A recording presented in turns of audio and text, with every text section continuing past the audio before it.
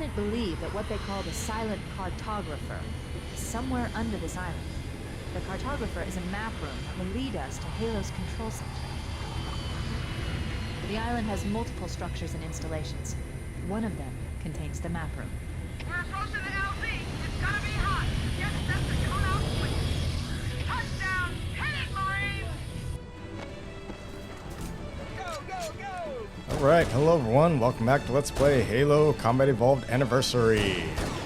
So we're here on the Silent Cartographer, and I gotta say our beach assault has a lot of grass on it for a beach, which is kind of weird looking. Not really a fan of that. I mean, in the original it looked, well, like a beach. You know, the Marines are kind of traditionally naval and amphibious troops, so, you know, they sort of specialize in, you know, beach assaults, storming up a beach and doing all that stuff. They did a lot during World War II. This beach has an awful lot of grass, though. Affirmative. Echo 419 inbound. Somebody order a warthog. Hey, I didn't know you made house calls, Forehammer. You know our motto. We deliver.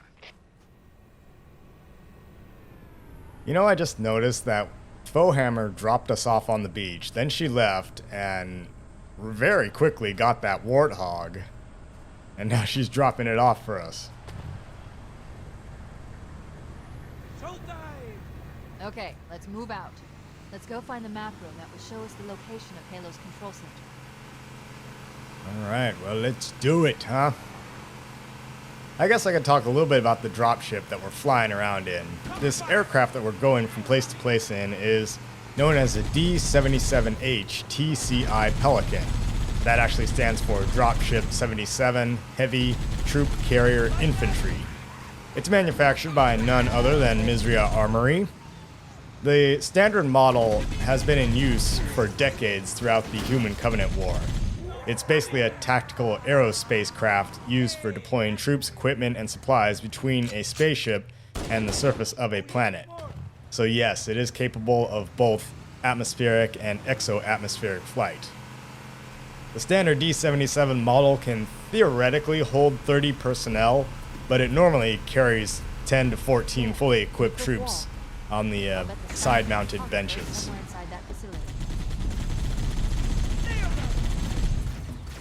The magnetic anchor, as you saw when Foehammer delivered the Warthog, is beneath the tail boom, and it can be used to deploy various vehicles and pieces of equipment, including Warthogs and Scorpion tanks, into the field.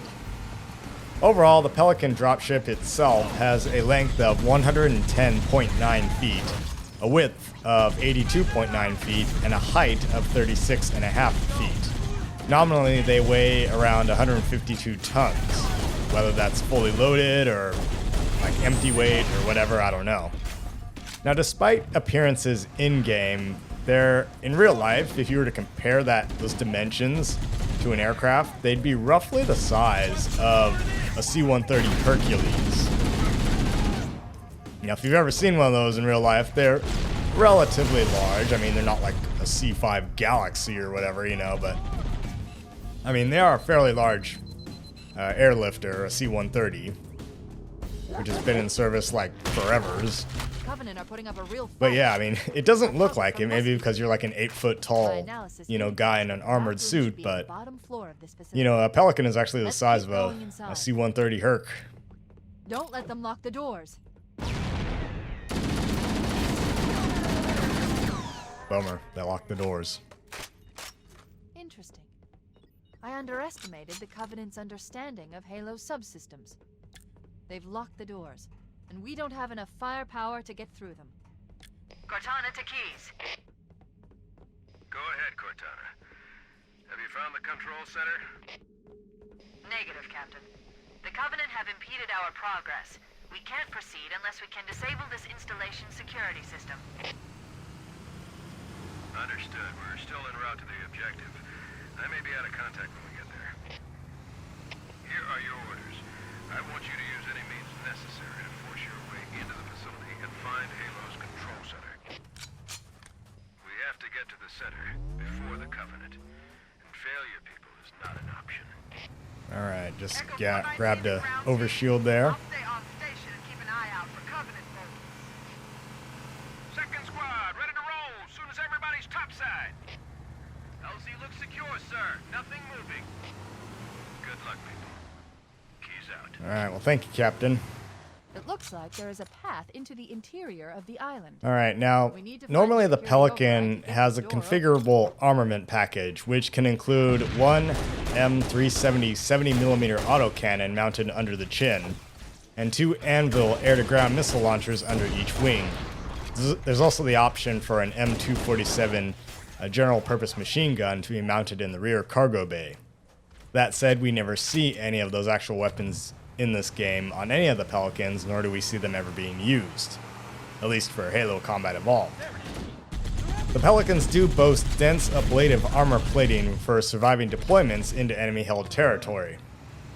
So in other words, they probably have enough armor plating to drop you into a hot LZ, which in real life is a real great way to get yourself killed.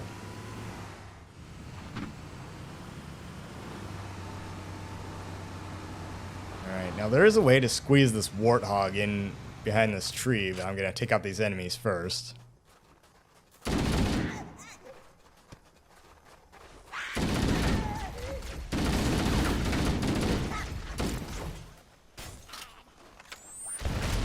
Now for the engines on the Pelican, they're mounted in pairs of 4 nacelles, which can articulate independently. This allows for a very high degree of maneuverability, which includes vertical takeoffs and landing. So it's kind of like a helicopter slash MV-22 Osprey, whatever you want to call it, you know. Alright, we come to our first pair of hunters. There we go, got him.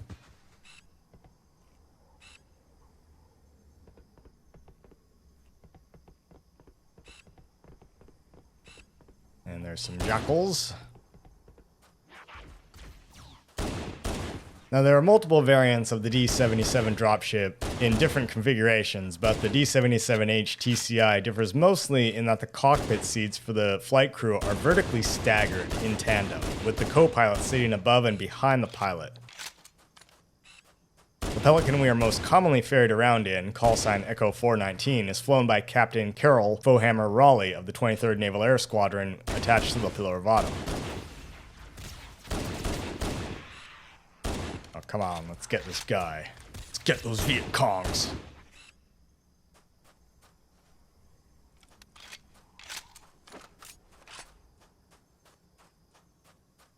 Alright, I'm going to run back here and grab the terminal, which is right over here where we killed those hunters. And we'll watch that little cutscene. Actually, now I'm thinking about it. You know what? I'm going to get the Warthog back here first. And I want to do this for a particular reason. Because I'm going to use it to get one of the skulls in this mission.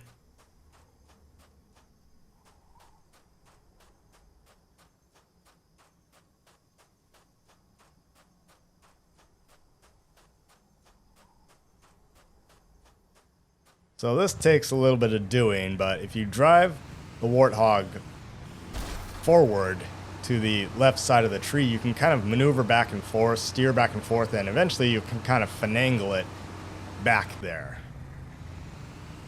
I didn't want to show it because it took me a while, but you'll eventually get it through. And we're going to take this up through this path and into one of the buildings.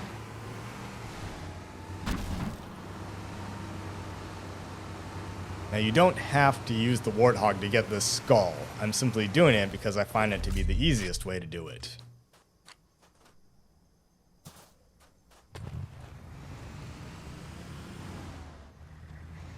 Grab another overshield there.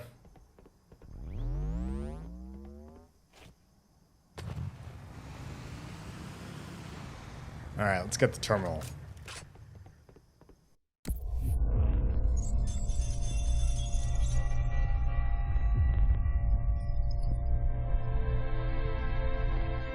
Entropy. It has now been 3,000 years since my last contact with any of the other caretakers of the Halo Array. Despite clear communications protocol, my fellow monitors have either chosen to ignore, or, more likely, have lost the ability to engage in our scheduled updates. The continued lapse of the domain means that we are stuck with achingly slow wormhole superluminal communications. Prior to this total communication shutdown, the only messages I received in the preceding 4,573 years were incomplete and quite perplexing transmissions from Installation 05.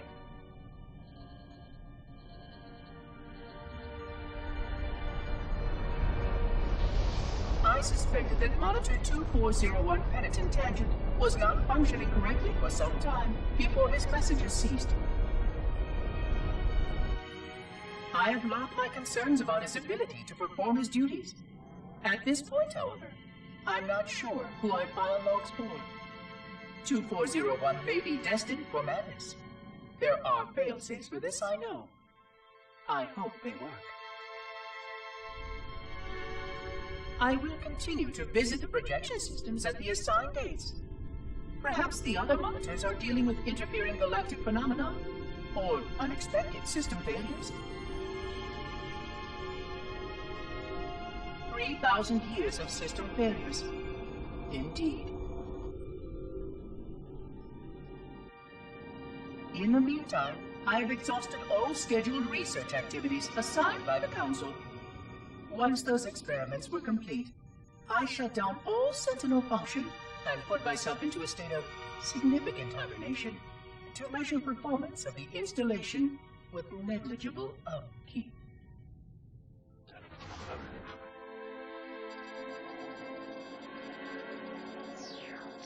After 150 years with no noticeable impact upon installation systems or integrity, even in hibernation I became bored.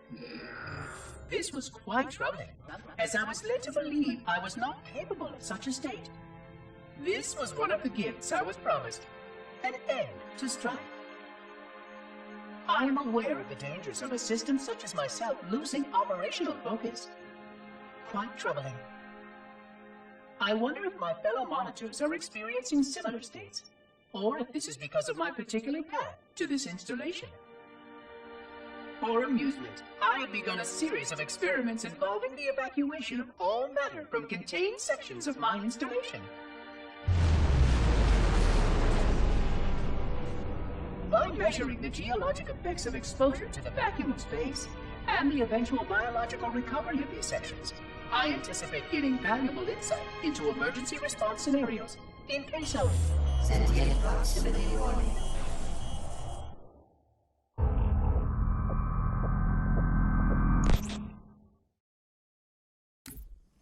Alright, so that was the terminal for this mission. It seems like, 343 Guilty Spark became quite a bit bored, just sitting around, twiddling his thumbs, if you will, and didn't know what to do with himself. I mean, they are meant to be custodians of these installations, and there are 7 of the halos. Yeah, he's probably like, well, what do we do now? So apparently they had a bunch of tasks, busy work and research to do while they were here, but apparently he exhausted all that. Anyway, let's get around here. Take care of the grunts here.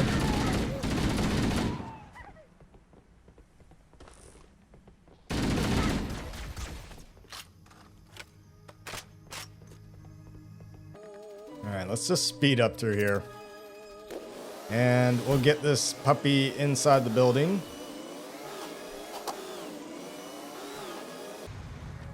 Jump out here. We got a pair of hunters to engage. And I'll talk about these hunters in just a minute. I'll talk about the hunters themselves in just a minute.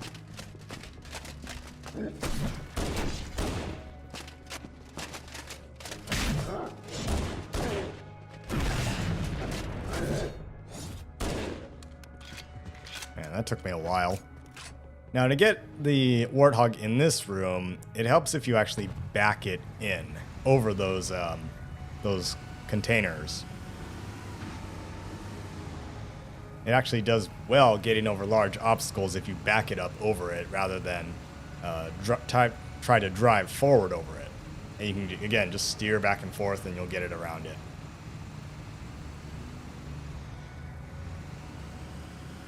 Now, there are multiple ways to get this skull up ahead here. And the reason why I'm doing it this way is simply because I find it easiest, because otherwise you would need to do a rocket jump or a grenade jump. So you kind of park it right here, so it's across the hallway. Then I'm going to chuck a grenade under it, so it flips. And it didn't quite do it there, but what you need to do is, the grenade needs to flip the warthog, not like that, but so it is pretty much exactly completely turned over like this. Then you jump on top, hit X to flip it, and that will phase you through the ceiling, and we'll get the skull right there. Now that's the bandana skull. The normal way to get it is to rocket jump or grenade jump off this platform here, but I suck at doing that. So hence why I just use the warthog.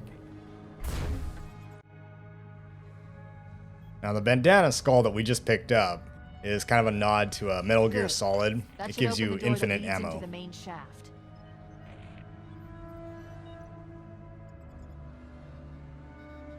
It's quiet. Anyway, you can also do it in co-op and jump on your buddy's head and all that and jump up there from that platform, but again, I suck at the timing.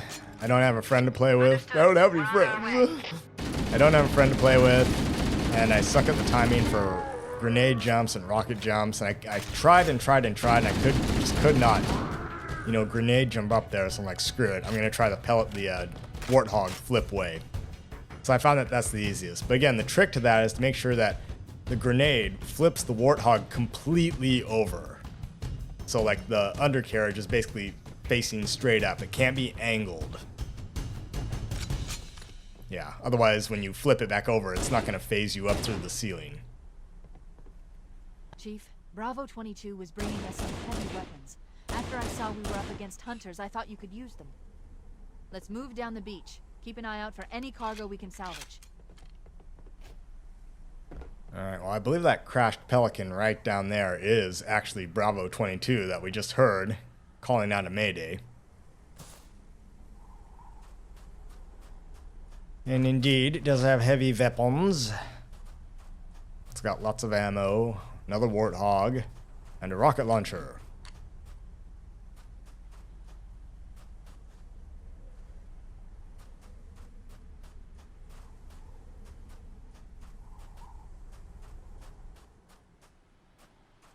Now if you go up here to this little plateau, this is where the second skull of this mission is. The second and last skull of this mission, anyway. And, oh look, there's a grunt. Not anymore. It's right here at the very end in this little copse of bushes. There it is. That is the Famine skull, and when you activate that one, it makes it so that all weapons dropped by AI have half of the ammo that they would normally have.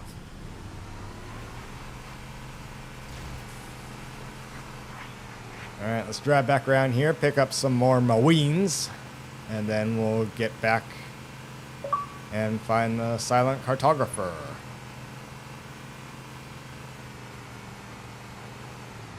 Get in.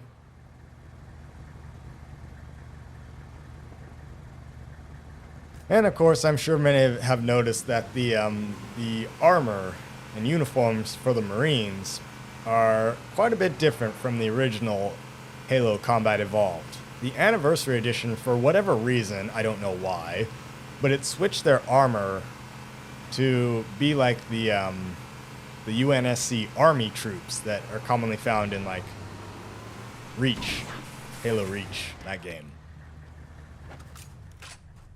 Alright, we got another pair of hunters up here. Might as well talk about these guys. The hunters are the Covenant's heavy infantry. And while they appear to be a large creature, in reality they're actually composed of thousands or hundreds of thousands of worm-like creatures known as Lekgolo.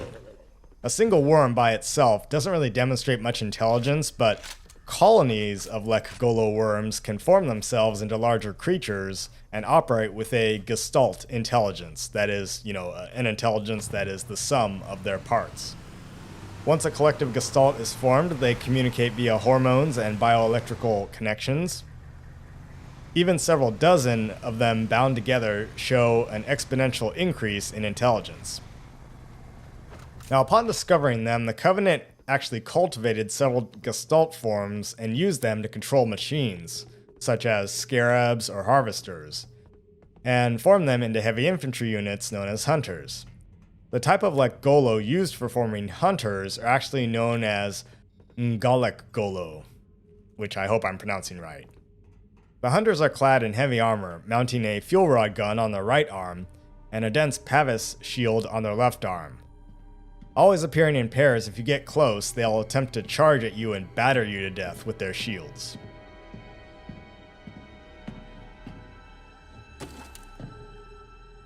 And I always found that kind of weird, like that thing that he kicks off that ledge.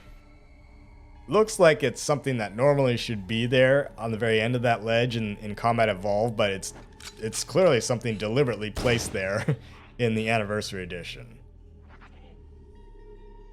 Like in the original version, it looks like he kicks off a rock or something like that. Anyway, as I was saying, yeah, they will attempt to charge at you and batter you to death. Now, they do have some exposed areas on their back, stomach, and neck, and a single well-placed magnum pistol shot to those exposed areas can kill them.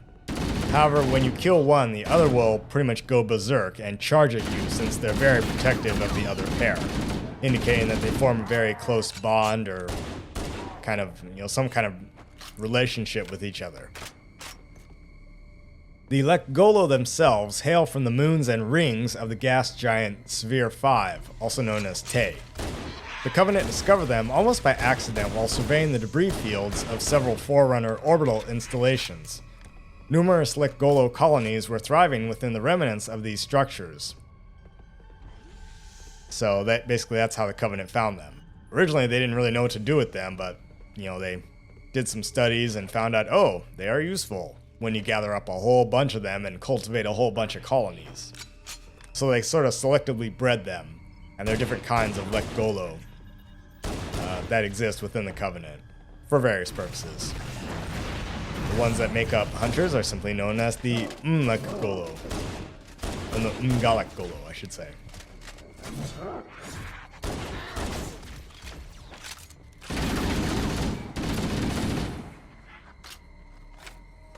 Now, on a side note, according to the website Halopedia, Lekgolo is a Tswana word for 100.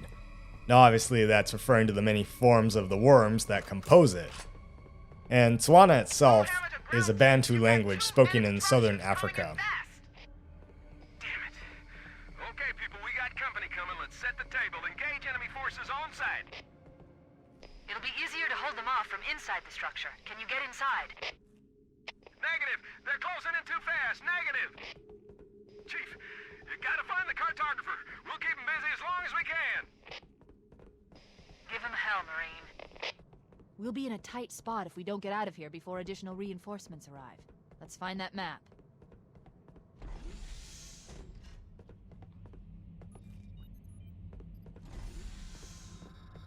Let's pick up an active camo here. And let's smack some grunts.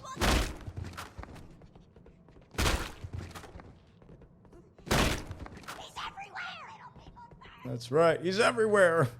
They're coming out of the walls. They're coming out of the goddamn walls. Let's book.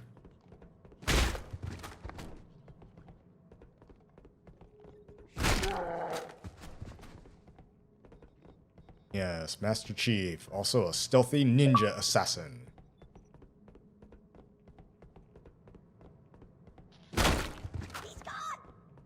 So are you.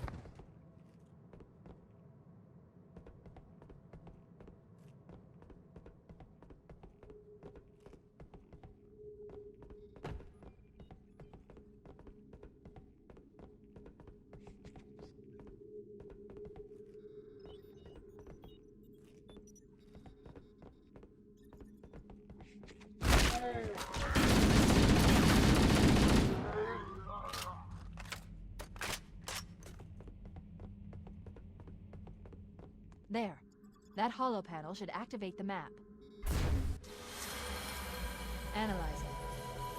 Halo's control center is located there. That structure appears to be some sort of temple or shrine, if I've interpreted this correctly. Interesting. A shrine is an unlikely place to put such a significant installation. Cortana to Captain Keyes. The captain has dropped out of contact, Cortana. His ship may be out of range or having equipment problems. Keep trying. Let me know when you've re-established contact, and then tell him that the Master Chief and I have determined the location of the control center. We'll be heading there as soon as we're topside. Affirmative. Bowhammer out. Alright, well, let's get topside. And again, I'm pretty sure I mentioned this in my original playthrough, but this is one of my favorite pieces of music within the game. Kind of a nice rock and roll version of the theme.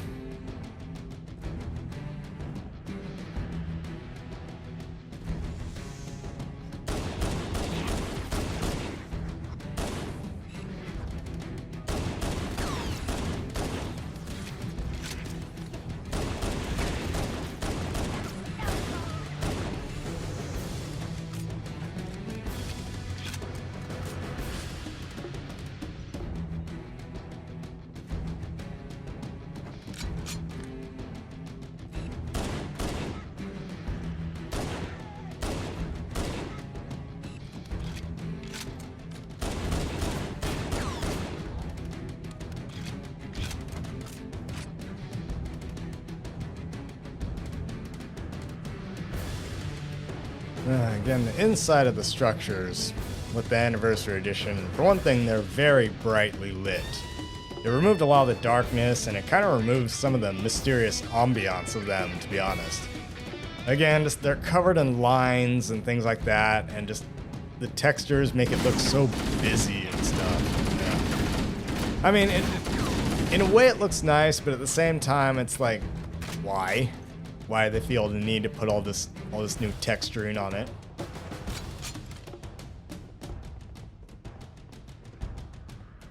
I guess there's not really much of a point in complaining about it much.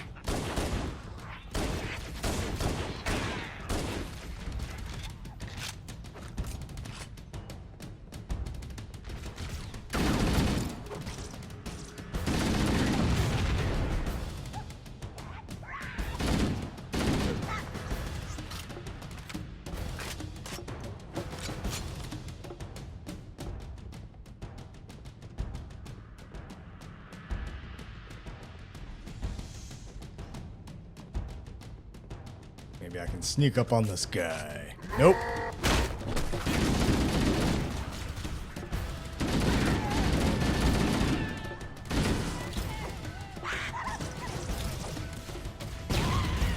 I cannot throw grenades right now.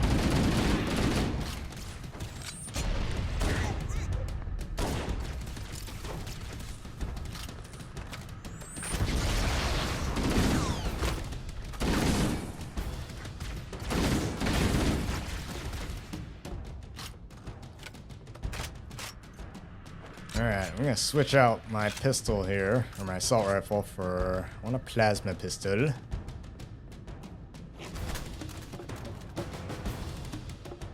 I'm gonna use it to foretell the future. An elite's gonna jump out at me right here.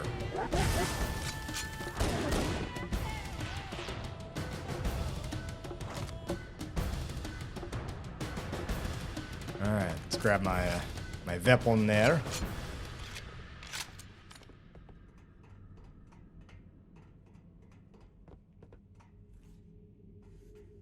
We have a Zealot Elite there, right there. It's maybe the second one we encounter, or the third. Anyway. He was the general of generals down here, I guess. Cortana to Echo 419. The Chief and I are topside, requesting pickup. Roger, on my way.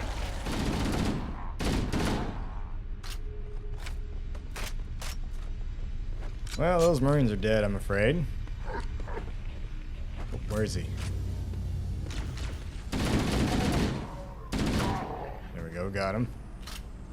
Out goes the spirit dropship, in comes Echo 419. Let's get out of here, shall we?